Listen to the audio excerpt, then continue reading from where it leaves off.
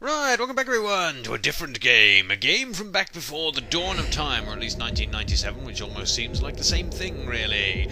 And we will see all manner of shininess as we make our way into this game. What game is it, though? Well, you probably know if you've read the video title, but that's not the point at all. Let's get started with the Bond theme. Now, one thing I always wondered about this thingle here that we're looking down is supposed to be the rifling of a gun. So, we're looking down the barrel of a gun. James Bond walks along here and he shoots the owner of the gun, and the gun bleeds to death. Out of sympathy? I don't really understand. But anyway, apparently the gun's gone all wobbly, and therefore we are into the game. Goldeneye, the prequel to Perfect Dark, don't you know? So let's get started. We're going to do Damn. In case you ever wondered, the OHMSS up there stands for On Her Majesty's Secret Service, the name of a crappy Bond film. And you can pause the video if you want to read these briefings, so I'm not going to type them up. So the gist of it is we are trying to find the records, the computer records of where all the naughty chemical weapons have been sent. We are in Byelamoriyi Dam in Arkhangelsk in the USSR 9 years ago, which means we don't have to play it, I guess. So the camera is going to pan past this incredibly ugly man, and then we will find that James Bond is extremely paranoid and is pointing his gun at the walls, the weirdo. But before we do anything, we are going to have to quickly pause the game in order to change our control settings onto the correct control settings from the incorrect control settings.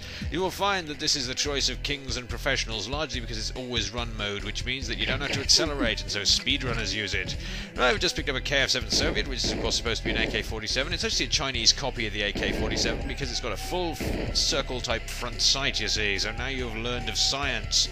Whereas this is a bullshitese copy of the Wolf of PPK because it has the hammer attached to the slide, which I don't think would work all that well, so we'll gun him down for that. That's a spout of unrealism. And then we will pick up this mysterious sniper rifle. Now, no one knows what the hell this is meant to be. It could be it's supposed to be a British L-96, it could be it's supposed to be a Russian KSVK. There is a certain school of thought that suggests it's supposed to be a Walther WA-2000 because it has the same scope as the one used in The Living Daylights, albeit with the markings changed around slightly. So we're going to kill those men for our unknown rifle with our unknown rifle, don't you know? It's very poetic justificational. And then we're going to follow that truck which made its way over there. Now, I guess the reasoning behind that truck is that this game was originally designed as a rail shooter of all things. The moving around part came in later, and apparently James Bond is a recovering alcoholic in a thunderstorm, and therefore it's a little bit hard to aim the sniper rifle. You have to wrestle with it a bit, but we are going to wrestle correctly and gun this man down. And yeah, so the fact there are two vehicles on this, one of which doesn't exist anymore, admittedly, does rather suggest that this was supposed to be one of the rail shooty levels to begin with. The other vehicle is a boat. You can actually call it up if you happen to have an action replay on you, but I couldn't be bothered to do that, and so I won't. You, out of it, you horrible, horrible man. He looks like he's some sort of bizarre vampire or something. What's that about? Nobody knows. So let's make our way around here, ignoring that fact. You can eat our silenced Walther PPK, you can. Now, all of the weapons in this game have the wrong names. In fact, one of them has the wrong name twice, but we'll get onto that later. That was a very athletic death. So this is apparently due to copyright reasons, though I'm not really precisely sure who the Soviet bloc would sue if you started calling things the AK-47. Now, these crates have stuff written on them in Russian, only it's not Russian, it's actually English written in Cyrillic characters. These ones apparently have bananas written on them, whereas the ones we're going to see in the next level are potatoes, and they explode violently due to strange Soviet ways, which we will not discuss further. However, this started the Half-Life tradition of there being weaponry in crates, therefore we hate crates and all of them must suffer terribly for our ammunition-type needs. Yeah, all of these have AKs in them, so we will blow them all up quickly to satisfy our crate-killing wanton lust. Take that, all of you. And they will blow up ridiculously. We will see the sheer depths of things that will blow up in Goldeneye as we make our way on through these levels. There is going to be one of these levels posted per day, and if I run out of Goldeneye, then I'm going to start doing other stuff. One of these things may well be Forsaken, because I can play it, and that's about the only reasoning I need for that one. So, let's make our way through here. We will allow the truck to pass, and then we will close this gate, not shutting the truck in the door, because the truck is too powerful for that kind of shit. We'll study the truck closely, but it will ignore us, making strange rattling noises like it's a tank or something.